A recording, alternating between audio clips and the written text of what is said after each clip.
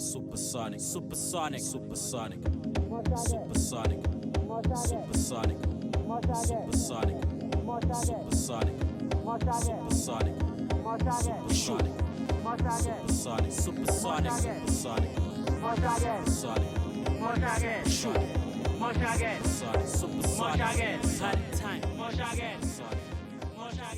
My name is Gareth, but I record under the name Jumping /. I'm from the UK, but I live here. I've immersed myself in the culture and tried to learn languages and like the people and like the country. It gave me my music and it gave me something where I go, that's me. Now, maybe I have to go to South Africa to find it and whatever. Whether I got the right or not, that's not for me to say. It's not going to stop me making the music that I make. One of the things that some people say to me, which is odd in a way, is they go, oh, you're white. Let alone English, but you know, oh, you're a white man. How can a white man make a beat like that? But in a way, I just think that's a weird way to see it. I've got this feeling like I don't have any entitlement to play this because I'm a white kid coming from the suburbs and I don't understand the language and I don't understand this. And touring and coming back here made me feel like fuck all that noise. Like, I love this music. I want to play it just as much as I want to play anything else. And I love the people around me who are making it, and there's such good stuff going on here. Like, I'm done with investing all this time and energy and all that shit. Like, let's actually channel it into something good and something real that's right here, right now. You've got to want, on some level, to move your culture forward, otherwise what's the point? It's not about the genre, and it's not about, it has to be about something bigger. And you're only going to be doing that by doing something that's about the culture. I mean, an Englishman shouldn't be saying this kind of stuff in a way, but maybe it's stupid. But that's what I believe. If you see it on the overview, and from my point of view, I see the overview, there are amazing things from all people of this country. And someone should say it, because I know this much, that on an international level, people are into it.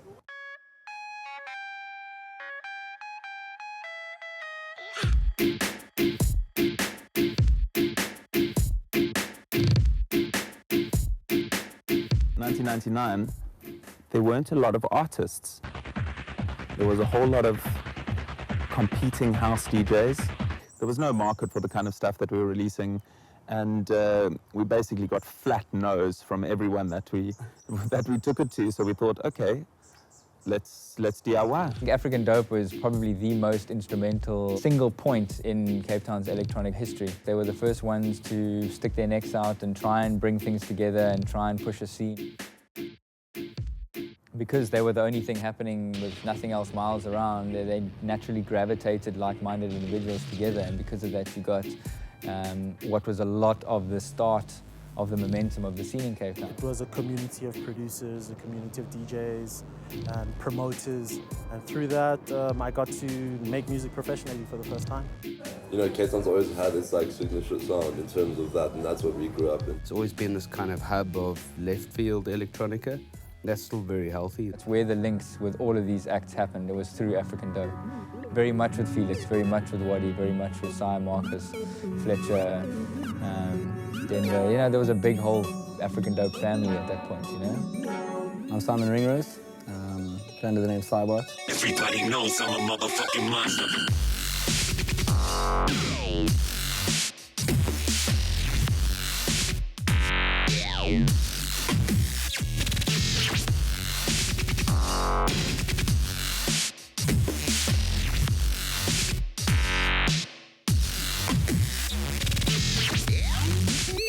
Yeah, I've been involved in the electronic music scene for maybe 10 years, 12 years, I don't know. I've always admired Simon, you know. He's the real deal, you know, like as I feel I am, you know. And his skills and everything like that are really, you know, like it's not often that you get somebody who's so good with rhythms. It's also like very melodic as well, you know.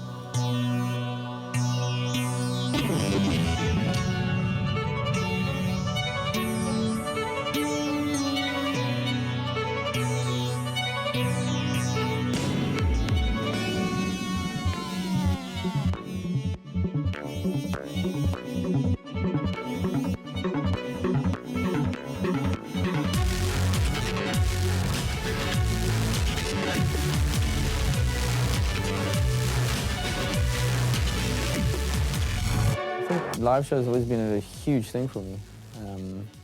You know, scratching was like a big influence on getting out there, and doing battling was like 6 minutes to like prove yourself, and you kind of had this arrogance to you, which you had to. Maybe some of the people into my older music will be like, this is so different. But I'm enjoying the fact that I get to play to so many people, and that's what's inspiring me at the moment, and just kind of perpetually building this bigger sound.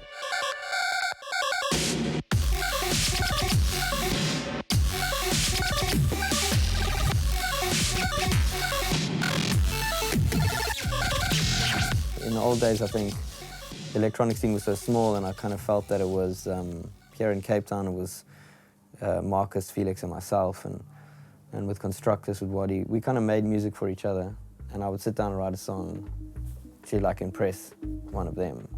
My name is Marcus Wormstorm. I'm an electronic musician, and I live in Cape Town with my wife and cat.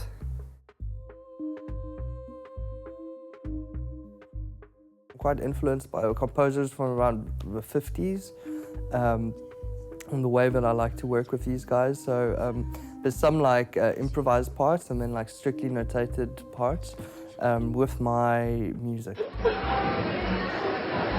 like fuck no, drugs are dead. The whole club and drug thing is dead. 10 years ago when we used to do those parties on Marvel, like I had like an idea of what I wanted to do, but I don't think I really was able to execute it. I'd have like a violin player in the club with me, and I'd feed back the sound of the crowd onto themselves of like a violin player shit. People just like, shut the fuck up, like what are you doing, you know? I had to just start developing and like get like technical, you know? And then I think that's what I did for like the next few years, is just learn. And I think I'm at a space now where the eccentric part and the technical part can sort of come together, and we can do something new together, you know?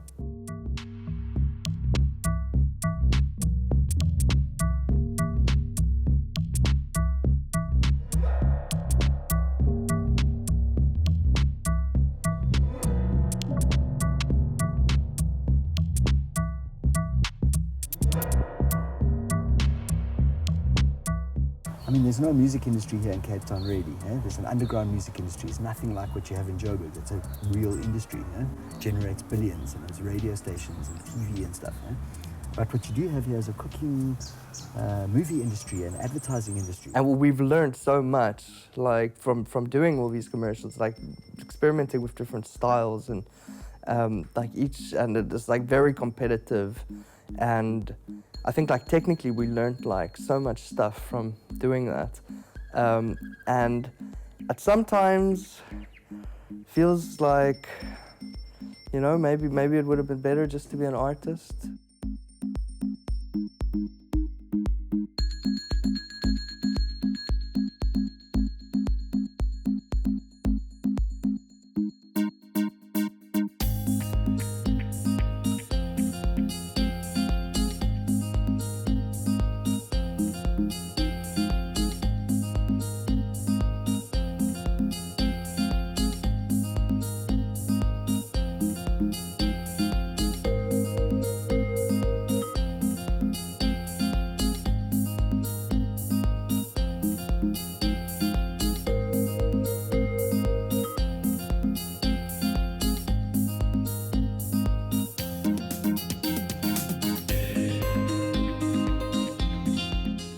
I'm relatively shy, and I think it was often the way I would respond to people in shyness was taken as arrogance. But that was quite bitter for me, almost sort of like suddenly from being no one to being somebody, and then the kind of judgments that you receive when you're a bit of a celebrity.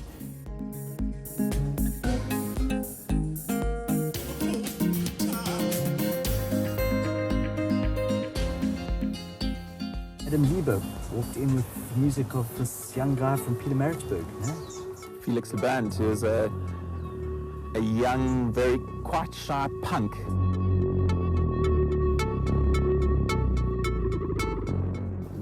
When I was young, it was like I was very much like into genre, or, you know, and at the time we were obviously like most adolescent young males were into like heavy metal and thrash and all that shit, you know.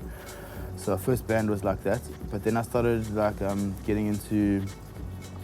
I used to listen to a lot of industrial music, like Ministry and Skinny Puppy and all that kind of shit, and that stuff opened me up to the whole electronic thing. He's an enigma, you know. He's one of those dudes that's probably the most talented person you'll ever come across, and he's probably his own best asset and worst enemy at the same time, you know. And all of this contributes to the stuff that he creates, you know. And I think if you remove one part, you probably won't get the picture, the beautiful picture that we all see when it comes to his music. If you had a do-over, what would you do differently? I probably wouldn't have smoked that hit when they gave it to me. That's quite a big thing, like people... Yeah, well that's been a... Genius equals drugs. Yeah, well that's obviously been my fucking... Luckily for me, I don't have a death wish, and I do prefer life over like a needle in my arm or something like that, but look, on the one hand, I like, there's many aspects to drugs that have been interesting for me, like, you know, sort of, I've spent a lot of time hanging out in fucking places with unsavory characters that I wouldn't have otherwise, and that's been interesting, you know. But at the same time, it's meant that I often sabotage myself, you know, a lot, and it's very frustrating, you know what I mean? Like I'm trying to go forward and I fucking go 2 steps back, you know. A few artists that I've dealt with over the past 15 years where you get wrapped up in a substance and it gives you the illusion that everything is cool, it's under control, you're maintaining, but nothing materializes. It never allows your feet to hit the ground solidly enough for shit to resonate and stuff to happen. My next thing is just to fucking stop being so pathetic and just kind of, you know, like stop chasing this elusive, like, album that will, like, you know, like change the world, you know, and just put out what I've been doing, because I've actually been working on a lot of stuff. I mean, it's been long years, and it's not like I don't work. I work every day, so there's a lot of stuff I want to put out.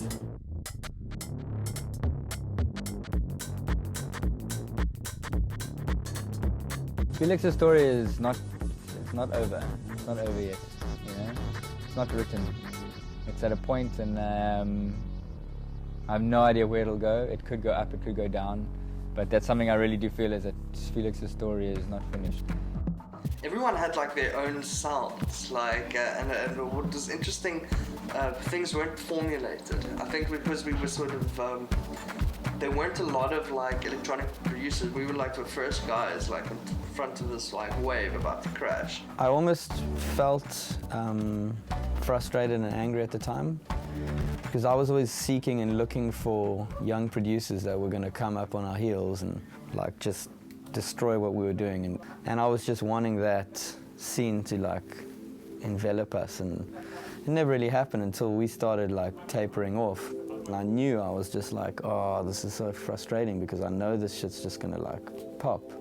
And yeah, it did. Christian Tiger School, these young 20-year-old kids making this kind of Flying Lotus style, you know, hip-hop, downbeat, whatever you want to call it.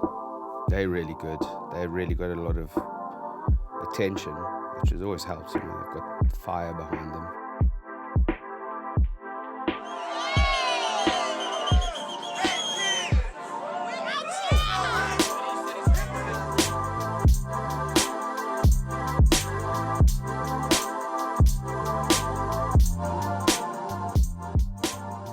Still wanted to do a rap group, and we didn't have anything to rap about, so we didn't do it, but we were still like friends, obviously. And then when I got back from America, like by some chance we were listening to like the same sort of like electronic hip-hop stuff. We always listened to hip-hop and to jazz and to Radiohead and stuff, and we were comfortable in that space. And then over this last year we started getting into like, you know, taking in as an influence like house and techno breakbeat and like a whole bunch of other stuff.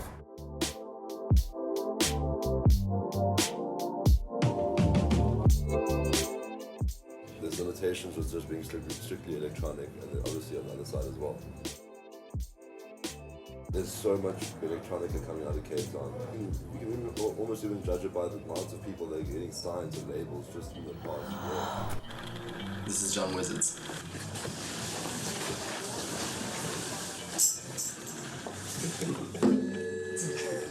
I've never really thought about the music I make as electronic music. I guess it just so happened that it borrowed from a lot of styles that incorporate that kind of thing. It was never something that I was very conscious of. When we were signed to like what is like an electronic label, I found it a bit strange. I guess I was trying to make music that could be performed sort of with acoustic instruments and more traditional instruments, but I guess it turned into something else.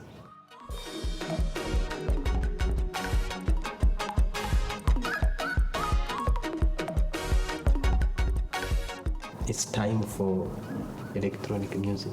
When it comes to the music of today now, the people, they are now moving to the age of electronic music, so which is good because the world is changing. I feel good when I play with my brothers, and we know we all African, and whenever we go play in Europe, I try to tell them, you're not European, you are African, so that Africa can be a hero.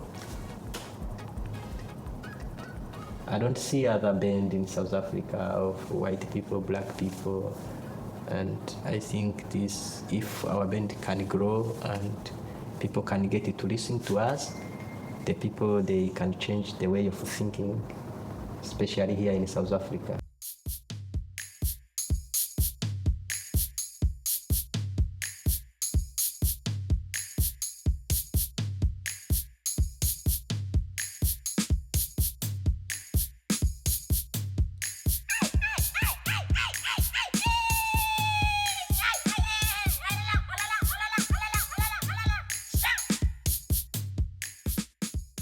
Music is not about being a hobby to me, but it's something that I was born to do.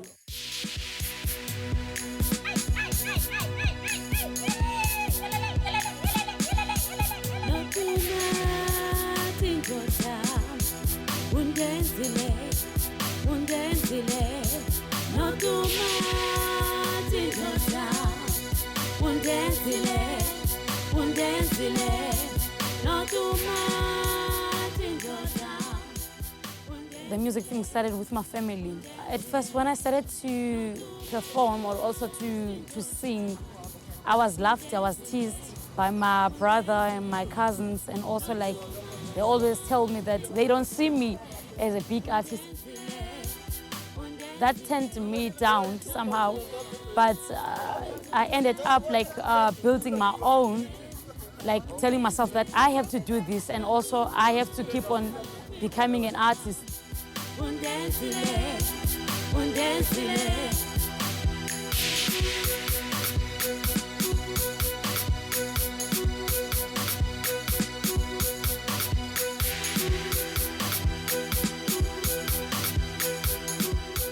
People, they never saw me from Kalisha. The only day that they saw me, it was when we performed at the Rebel with Spoek Mathambo. I think I had written some stuff, but I was most excited when she came with her own lyrics. And it gave, with her own lyrics, her own melodies, her own harmonies with Avuyile.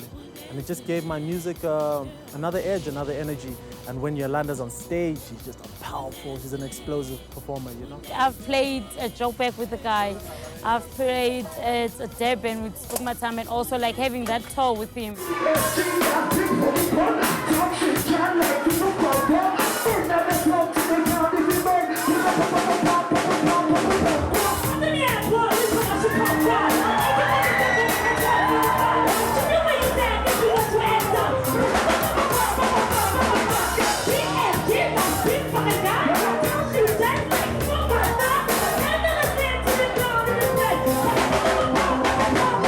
That's when I started to dance and also to collaborate with him on Kwababa and Shinwam, and then let them talk. I became a vocal and also like a dancer.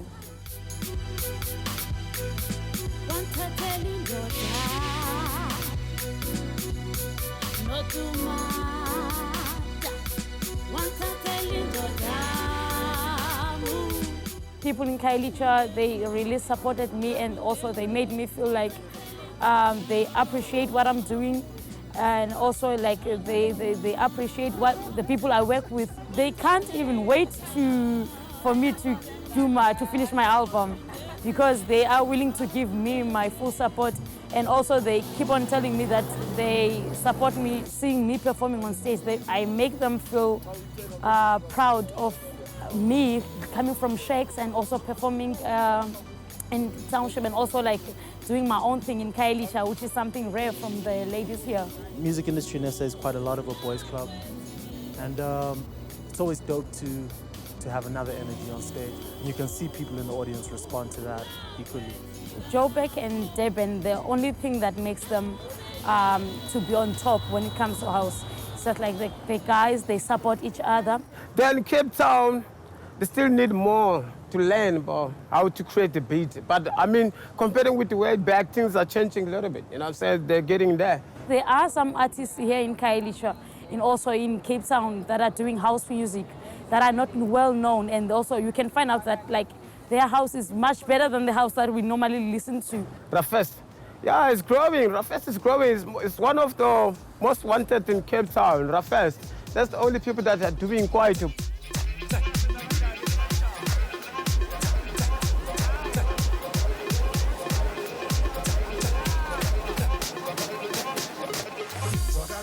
This is the statement, my man.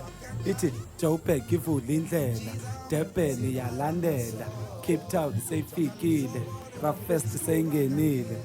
When we started, nobody was like noticing us.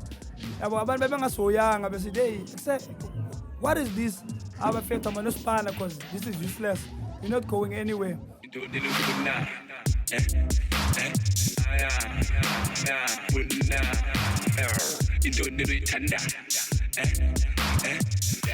Now they can't believe when they see me on TV, on magazine. Now they were like, now we can see what you're doing. To us, it's an honor to be like known internationally. But the disadvantage is that people from South Africa, they didn't know what we're doing abroad, because what we're doing, we're pushing South African music internationally. For a lot of people in Cape Town, that particular sound, they'd be more receptive to the roughest because LV did a track with them. Oh my God, it's hyperdub, it's cool, it's from London. It's like you don't have to look overseas to actually find really cool stuff that's futuristic, that's being made locally. I mean, yeah. Here in Cape Town, there's a big division. So if we want to win people over, let's tap to the other markets. Because to be honest, there's white clubs, there's colored clubs, there's black clubs.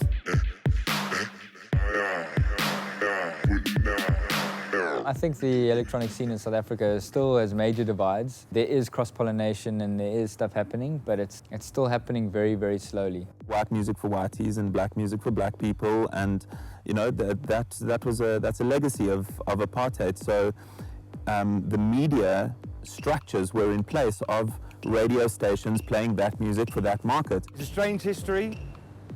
It's a checkered history. That's an understatement, but it is a checkered history. It's a difficult history for people to come to terms with. It's the fact that none of us grew up even being able to speak African languages. I'm lucky to have been brought up in environments where like, you know, I'm allowed to be friends with somebody from another color. But a lot of people my age grew up not even being able to, you know, like, it's horrible, you know. Racism, like xenophobia, like what all of such fucking stuff can be true. I do think there's a crossover point, and I think it's of a generation. And I think you're seeing people now sort of 18, 19, 20, not thinking in those ways. I think it's happening. No, it's happening. Sure. Like it's not like it's not like, not to say that any one of us said like it's not, this is what's happening, like there's segregation, nothing's happening and stuff. No, it's definitely been changing. It's just like a lot of resentment and crap that it's going to take a long time for people to get over and stuff, you know. I think it's time for us to grow, you know. It's no use staying at one place. I know there's people in this town and people in the country who are black or are white or are coloured or whatever the bloody hell they are that dig my stuff. But it's difficult in a way. I don't know how you could unify those people. If we brought all of our skills together, we would be unstoppable, you know? Like in terms of, the vibe and energy and the appreciation and love of music in this country is amazing. This country's basically got like the most diverse bunch of people in it, all with like a rich history and a background or whatever, and they've been kept apart for years. So I think we've got the potential to make the most amazing stuff in the world. It's going to take a forced and push and an effort on the behalf of all industry, whether you're a promoter, DJ, whatever, to go places that you don't go, do stuff that you don't do, accept shows, make shows in places that you don't play. And only through that, I think, will we actually see a natural integration between not only race, but class and location as well. As far as South Africa is away from our hardcore past of racial segregation, oppression, that a lot of people still live in really kind of, on one side, extreme conditions, and on another side, very separate conditions. And electronic music is always seen as something where people party together and live together and can vibe together. But we haven't really been able, on a mass level, been able to break that boundary. And I look forward to being like one of the people working towards that, to smash down the walls between, different cultures, different languages, different areas.